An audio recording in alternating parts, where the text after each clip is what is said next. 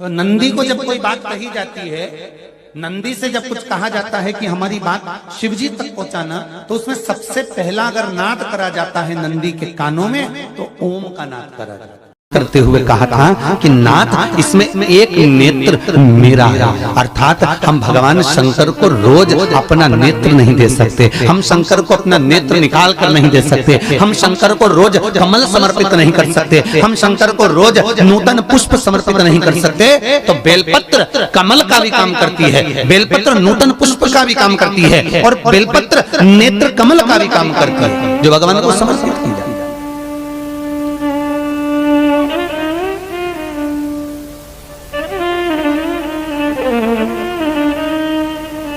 सात जगह का बेलपत्र प्रमाण।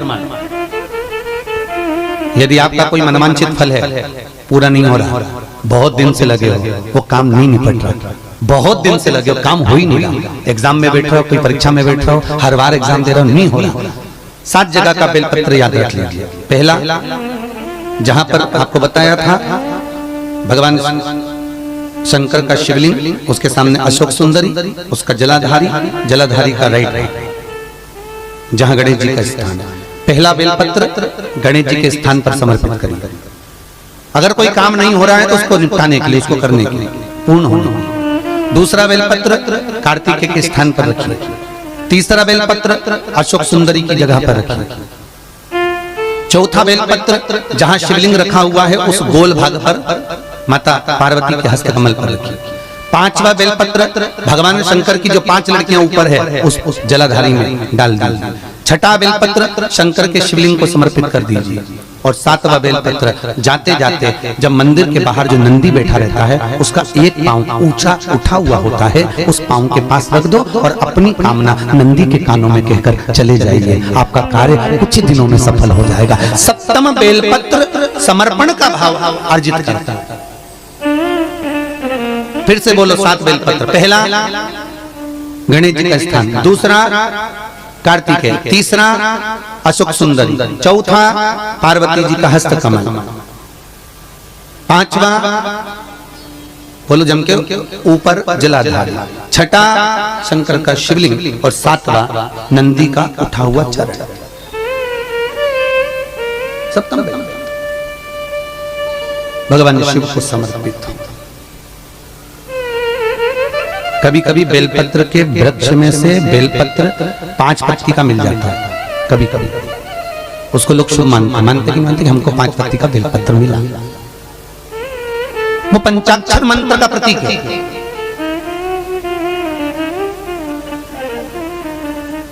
भगवान शिव अगर मान लो 5 पत्ती का बेलपत्र आपको अगर प्राप्त हो जाता है तो उस बेलपत्री पर ओम नमः शिवाय, ओम नमः शिवाय, ओम नमः शिवाय लिखकर भगवान शंकर के शिवलिंग पर समर्पित कर देना चाहिए। ऊपर से थोड़ा सा शहद चढ़ा देना चाहिए, शहद चढ़ाकर जल समर्पित कर देना चाहिए। उसी बेलपत्र को लेकर अपनी कामना कर कर घर जाना चाहिए। वो पंचाक्षर मंत्र का पूर्णता का भाव देने वाला बेलपत्र होता है।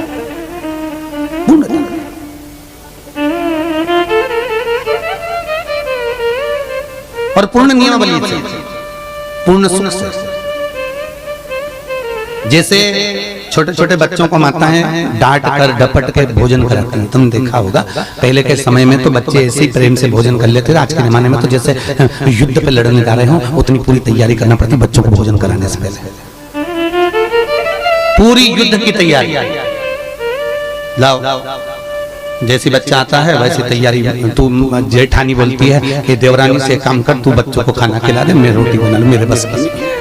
देवरानी कहती है तुम चिंता मत करो, तुम रोटी मैं बनाती हूँ, अभी बैठती हूँ। और वो भोजन कराने बैठती और पाँव में दमोच के और बड़ी मुश्किल से मुंह में ठूस ठूस कर खिलाती है। और बच्चा खाता नहीं, फिर उसको मोबाइल देना पड़ता है, फिर वो चेक करता है, खेलता रहता है और उसके मुंह में निवाला डाला जाता है, टीवी चालू कर दी जाती है, फिर मुंह में कुछ खिलाया जाता है, फिर माँ दौड़ दौड़ के खिलौना देती है, कहीं बॉल से खिलाती, फिर खाना खिलाया जाता है। ऐसे बच्चों को इस तरह से खिलाने से कोई लाभ नहीं है, उसको कुछ मिल नहीं रहा, शरीर में कुछ लग नहीं रहा।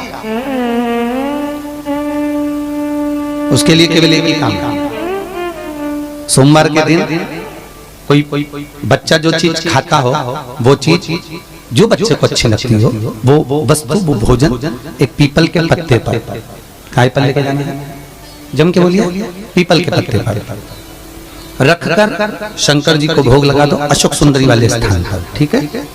शिव जी पे से उसको घुमा लीजिए। ले आए, जब घर पर आओ, घर के बाहर उसको देहली पर, थोड़ा सा देहली के पास में उसमें से थोड़ा सा निवाला फैला दीजिए, ठीक है। उस चीज को बच्चे को एक बार में खिला दीजिए। बच्चे को कभी अलग से ठूस ठूस के खाना खिलाने की जरूरत नहीं पड़ेगी। वो मुंह से मांग कर खाएगा, मम्मी मुझे भूख लग रही है, मुझे भोजन दीजिए। उसकी रुचिता है। तुम ऐसे ठूस ठूस के मार कर कूट कर अगर कुछ खिला रहे हो तो उसमें श्रेष्ठता नहीं, उसकी रुचिता होना चाहिए। और उस रुचिता में जो भोजन करेगा, उस रुचिता में वो जो रस लेगा, उसका सुख ही दूसरा। बस वो सुख महाराज। तो हमारा समर्पण भाव का होना चाहिए, बिना भाव का नहीं, बिना बिना। भगवान तुम्हारे चरणों में दो फूल चढ़ाने आया हूँ, भोलेनाथ तुम्हारे चरणों में दो फूल चढ़ाने आया हूँ, भोलेनाथ तुम्हारे चरणों में मैं तुम्हें मनाने आया हूँ, भोलेनाथ तुम्हारे चरणों में मैं तुम्हें मनाने आया हूँ। वाणी में तनिक मिठास नहीं, वाणी में तनिक मिठास नहीं, पर विनय सुनाने आया हूँ, पर विनय सुनाने आया हूँ। भोलेनाथ तुम्हारे चरणों में, भोलेनाथ तुम्हारे चरणों में मैं तुम्हें रिझाने आया, मैं तुम्हें रिझाने आया हूँ।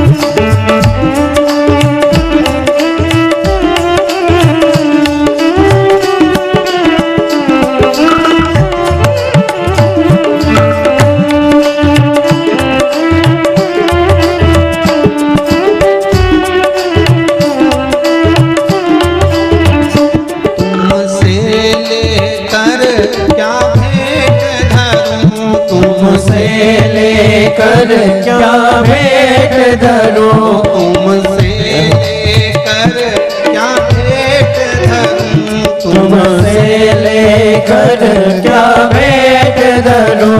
भोलेनाथ तुम्हारे चरणों में, भोलेनाथ तुम्हारे चरणों में, ओ शंभुनाथ तुम्हारे चरणों में, ओ शंभुनाथ तुम्हारे चरणों में। तीनों के दोनों प्यालों में, तीनों के दोनों प्यालों में,